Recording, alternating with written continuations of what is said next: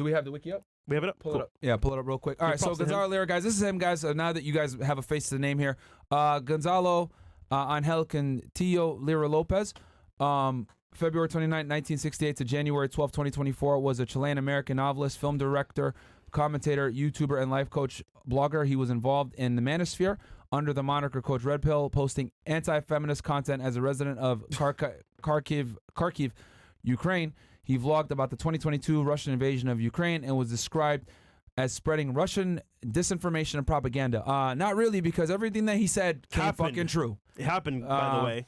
In April 2022, Lira briefly disappeared and claimed to have been detained by the Security Service of Ukraine, SBU. On May 1st, 2023, Lira was arrested and charged with creating and distributing material that justified the Russian invasion, which is illegal under Ukrainian law. After his 2023 arrest, Lira was released on bail and attempted to flee the country. He was subsequently arrested again, dying in custody on January 12, 2024. Let's pull up his Twitter real quick and also his YouTube channel. I think it's Gonzalo Lira again, and we'll show you guys his last video that he made. This is his original channel, guys. 305K subscribers, and then he had another channel called Gonzalo Lira. Yes. Could we go to that one, and then I think another one. I think Ground Table, and then Gonzalo Lira again was one of the channels, and I'll show you guys the last video he made. And it was right before he crossed the border into Hungary. And also Tucker Carlson. Shout out to Tucker Carlson for putting this out, because how I found out was Twitter was for me. You found out on Twitter? Yeah, so Twitter. Someone actually DM'd me saying, hey, Gonzalo Lira passed away. I said, no fuck away. He's like, yeah, Tucker Carlson just put out a tweet. And I looked at it and I watched the video and I was like, holy fuck. So I guess I'll give you guys a little bit of a background as to how I found him. I found Gonzalo Lira back in like 2015 when I was an agent. Right, kind of like when I started getting into like looking at Red Pill content. Him and Sandman, I found it around the same time. And the one thing I always respected and admired about Gonzalo was he's a very good speaker. Obviously, the guy's an Ivy League graduate, right? He went to Dartmouth, a very good school out in, I think it's in Vermont, if I'm not mistaken. You know, very sharp, super based, right?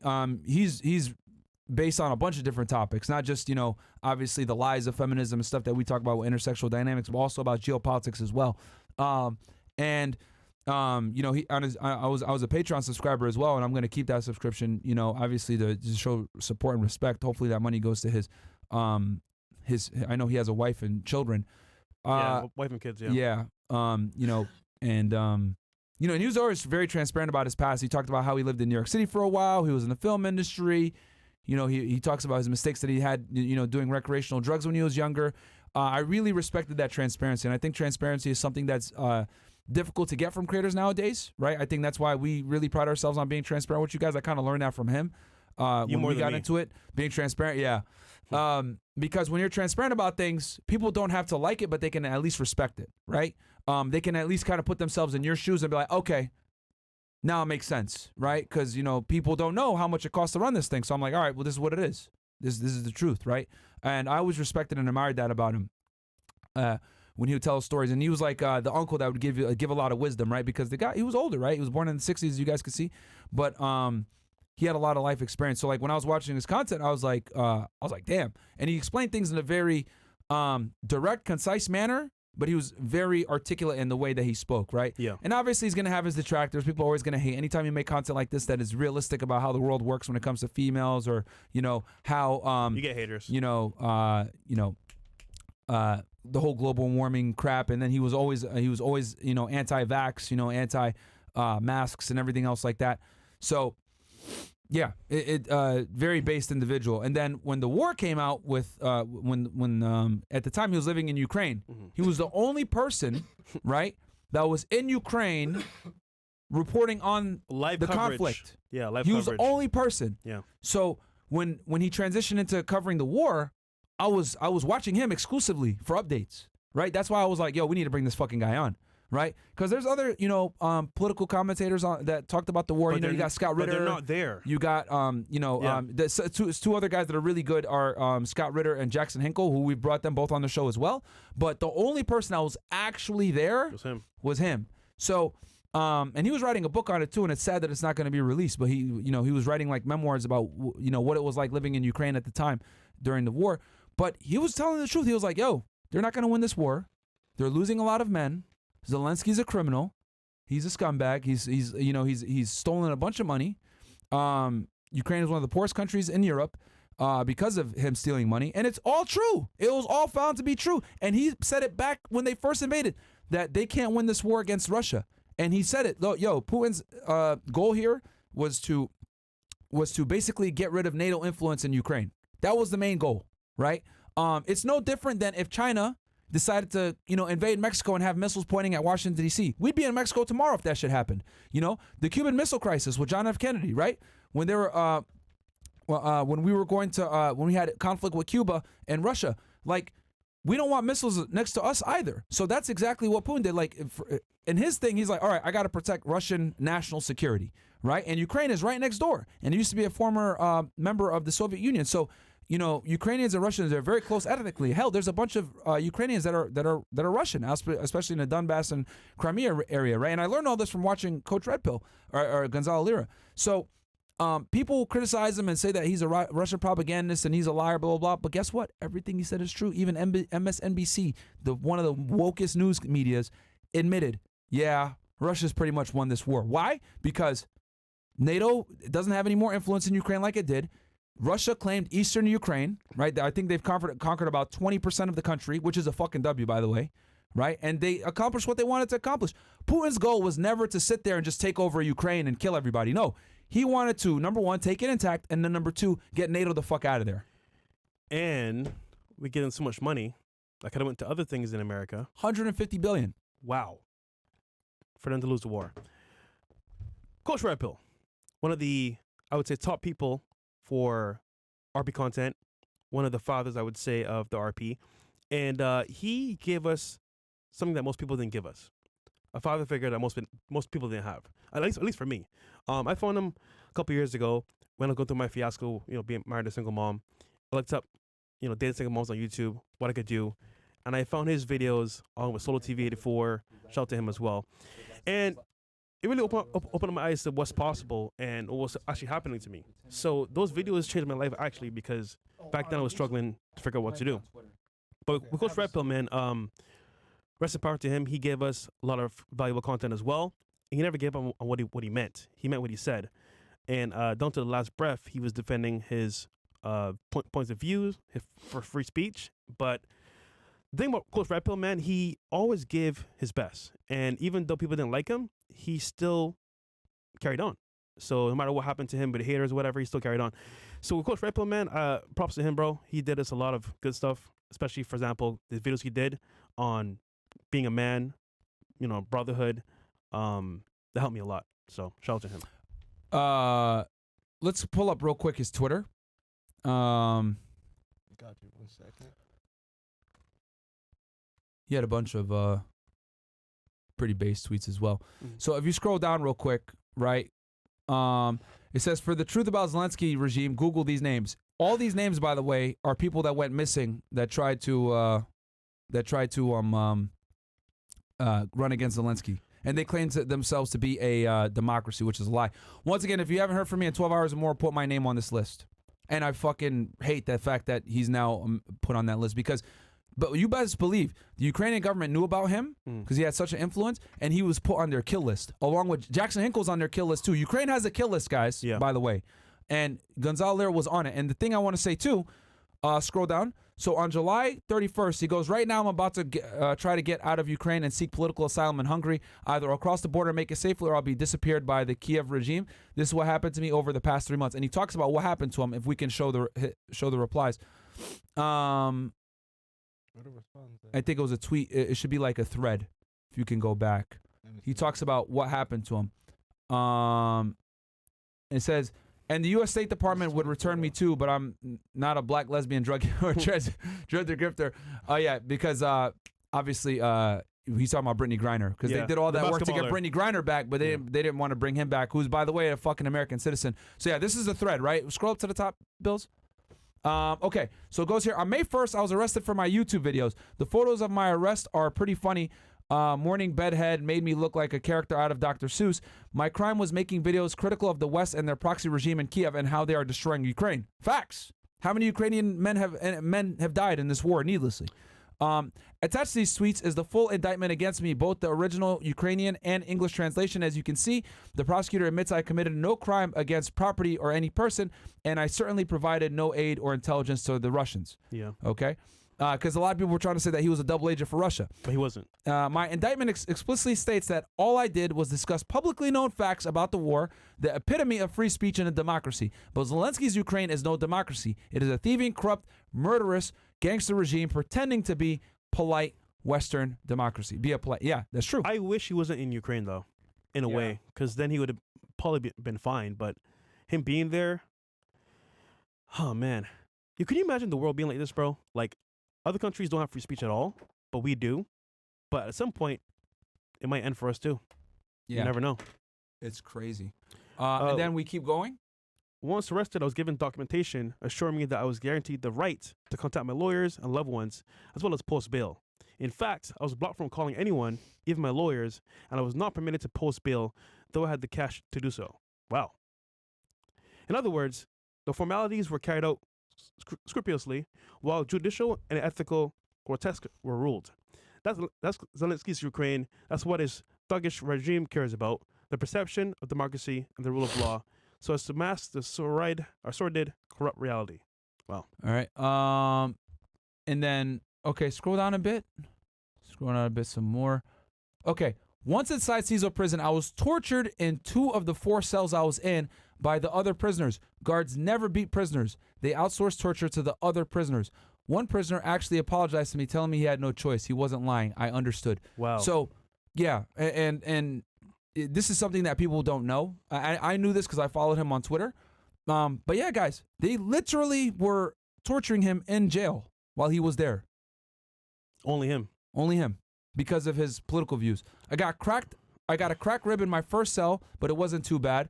This worst stretch was in my 4th cell. From 1 p.m. on June 21st until 7 p.m. the next day, 30 hours, I was beaten and sleep deprived, my arms twisted the wrong way, around at the shoulders, and generally beaten pretty bad.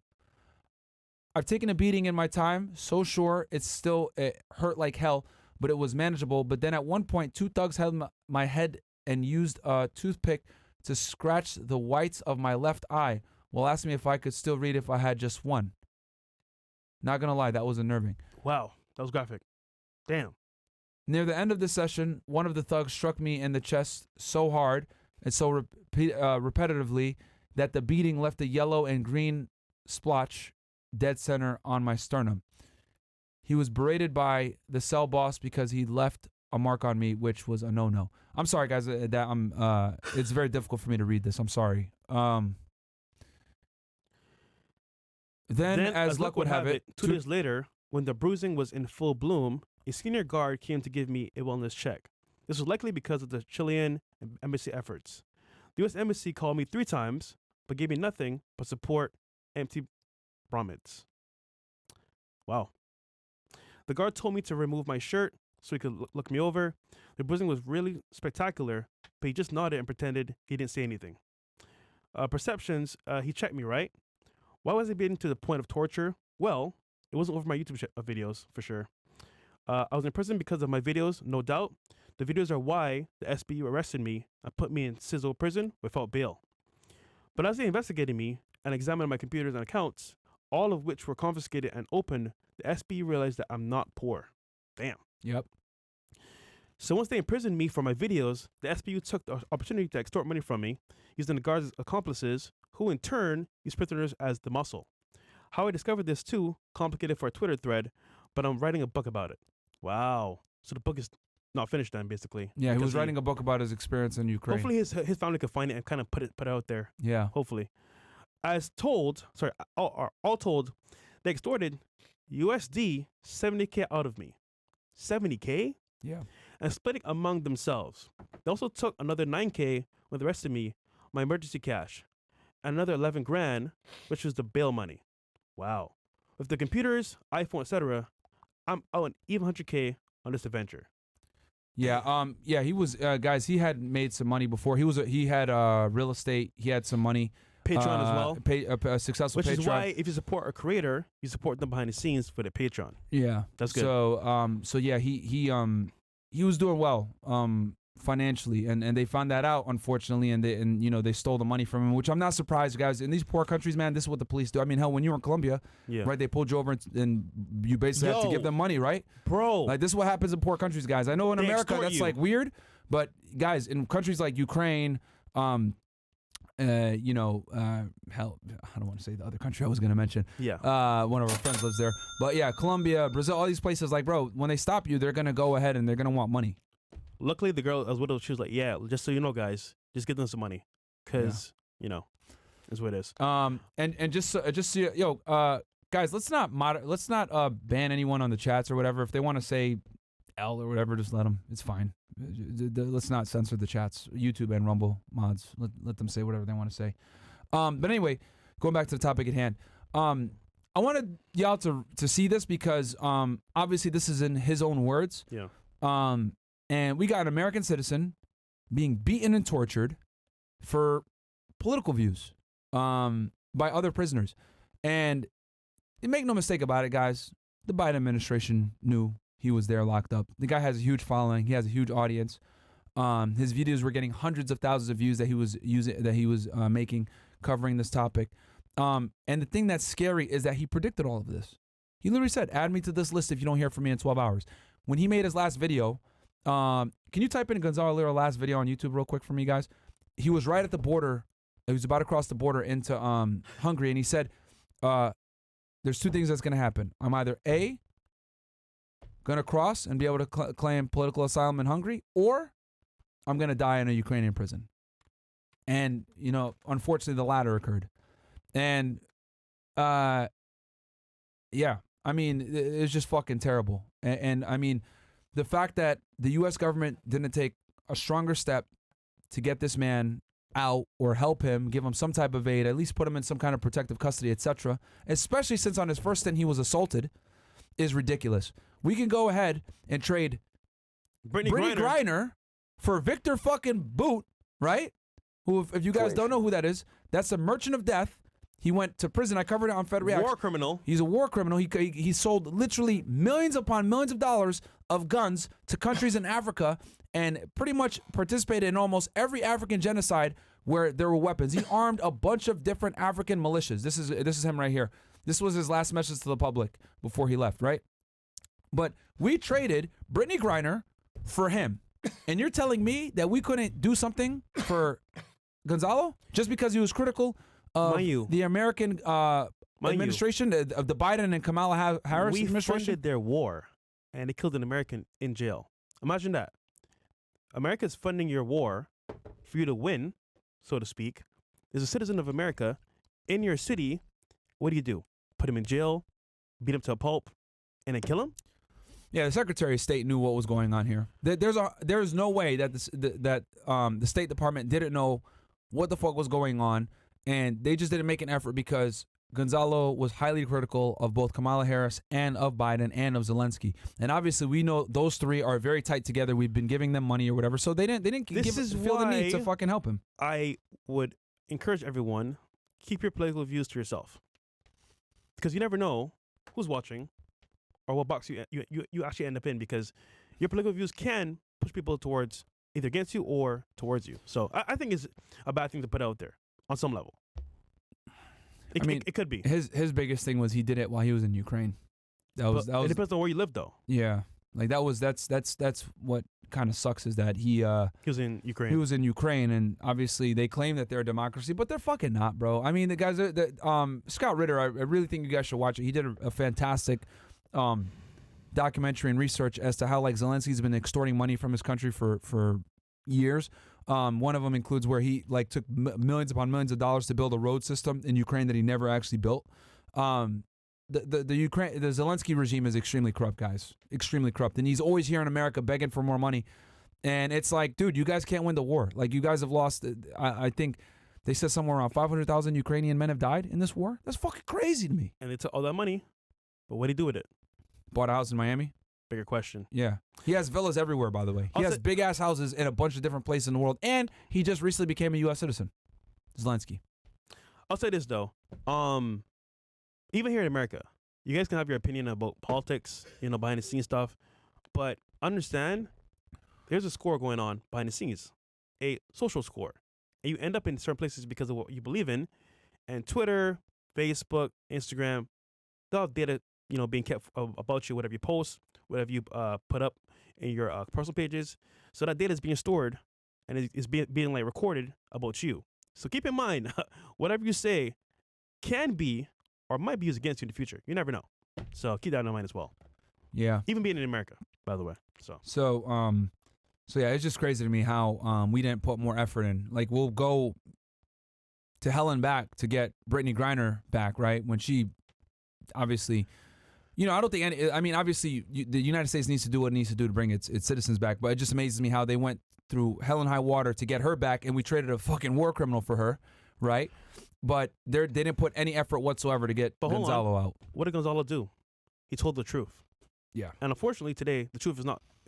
The truth is actually going to hurt you because people don't want the truth to be out there. Yeah. As a result, you're a last resort now because, you're a citizen of America. We get it, but, you're not really on our side. So. Yeah. Well, That everything he sucks, said bro. is true, though. Yeah. Like, people thought he was a Russian propagandist and a Russian agent or whatever. What he said 2 years ago, that Russia was winning this war and that Russia was going to win, is fucking true. Now, look what happened. Everyone forgot about the war. They're more concerned with what's going on in Israel. They're not necessarily concerned with what's going on in Ukraine anymore. And it's pretty much, everyone knows at this point that Russia has decidedly won this conflict. Yeah. Right? Because their goal wasn't to take over Ukraine. Their goal was to stop NATO expansion and protect the ethnic Russians of the east in Ukraine. They got what they wanted. You know what I'm mad about? What? There's 2 kids out there that we know about and a wife without a dad. Yeah. Because of his mouth. Yeah. Because of his political views. Literally. And this is, guys, this is the extreme end of what happens when you make content like we do. Which is why support is needed. Yeah. It's just an unfortunate reality. Look at Alex Jones. If you're going to make any time, Alex Jones was canceled off everything. He recently just got his Twitter back, right? Shout out to Elon Musk for giving it back to him. But guys, if you make content like this, you are going to be silenced. You're on borrowed time. So actually, I would argue though, this is kind of like behind the scenes too. Twitter's not that safe either, because they're keeping all your shit recorded, and then whatever you said in the past, they could bring that shit back up. It's better than what it was, at least. At least we know, the Twitter files exposed that the Bureau was 100%, and the FBI was looking at people's shit. Look at these shit. cases, bro. That, for example, SA, all these things come back up. People tweeted years ago, bringing it back up. Asian doll. Whatever you tweet is going to be there pretty much forever. Well, I mean, they can't control that. That's their profile. But you put these things there. No, but I'm saying, it's always going to be there. Either way, be careful what you say. That's all I'm saying. Yeah, I mean, people are always they're gonna have some shit to say. Yeah. Okay. Yeah. So this is him, guys. Right before we'll hit play.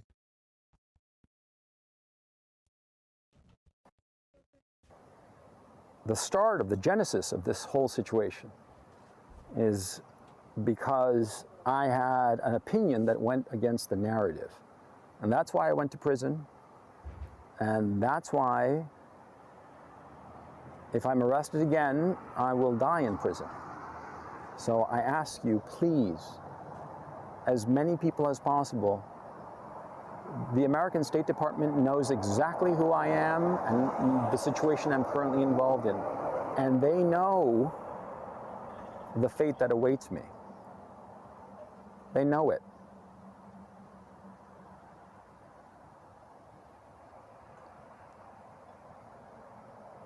They have that saying that, I forget the wording exactly. I'm a little stressed out, as you can imagine, but they have that saying that people are fundamentally good, but for evil to triumph, all you need is the indifference of good people. Please don't be indifferent to my fate. I ask you this very humbly. Please recognize that, the literal death that awaits me. He called it. If this doesn't work out.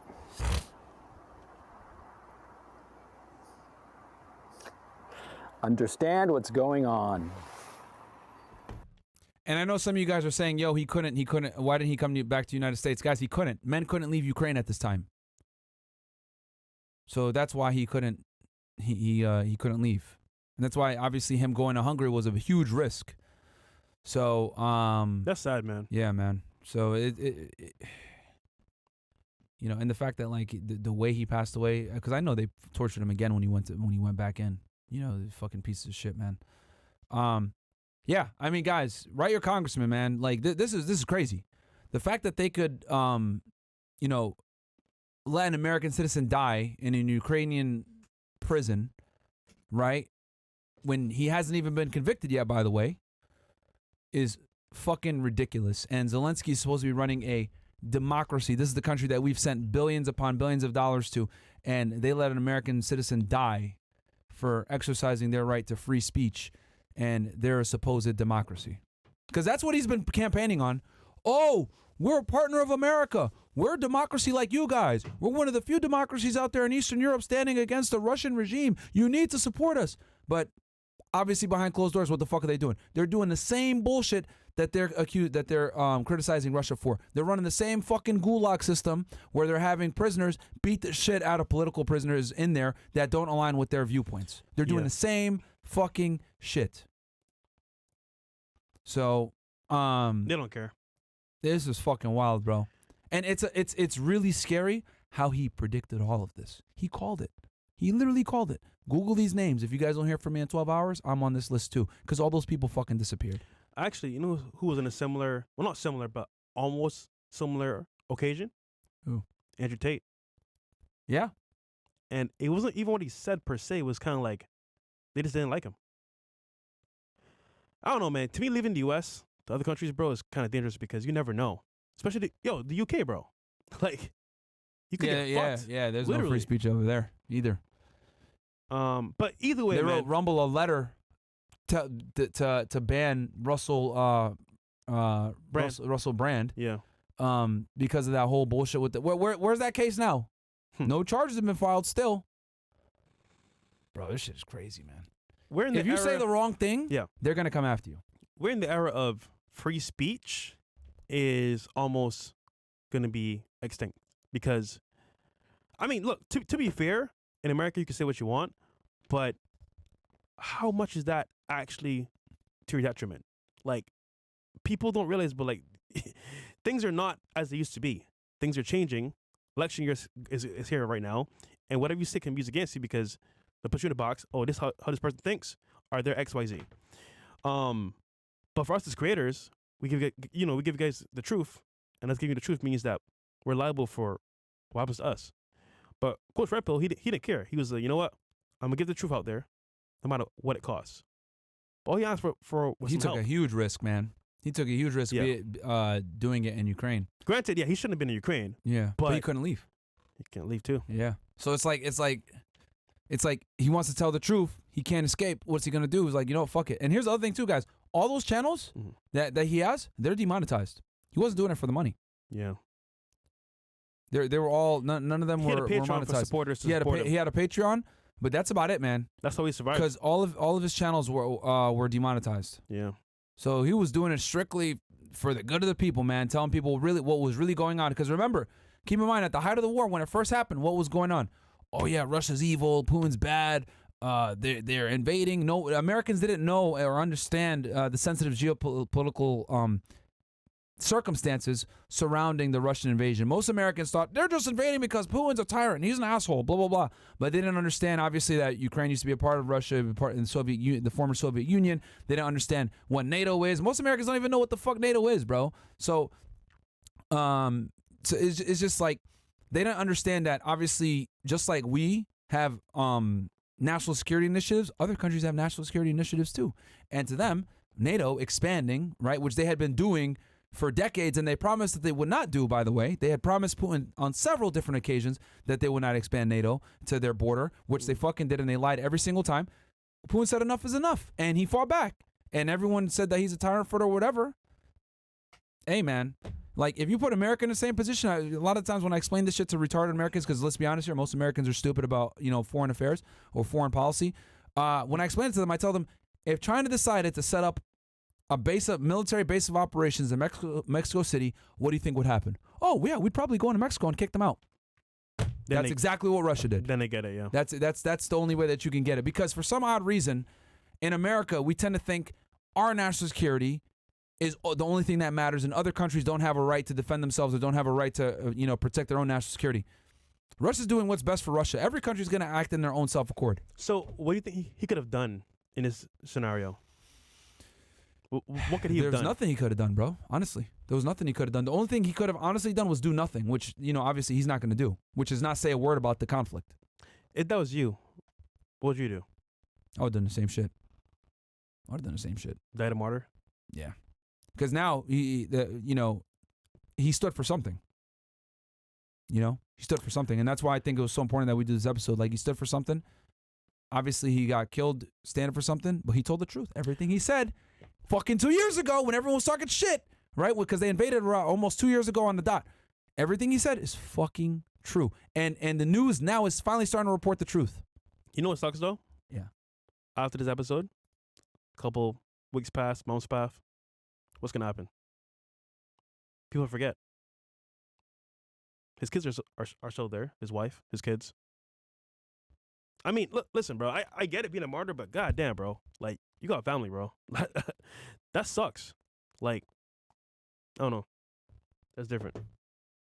Yeah. No, it's unfortunate, man. It really is unfortunate. But I respect the fact that like he took an enormous amount of risk for truth. No, for truth, and he wasn't getting paid for it. A lot of you guys don't know that his stuff was, his channels weren't monetized. Yeah. They weren't monetized, guys. So, all right. Some shots here? All right, let's go.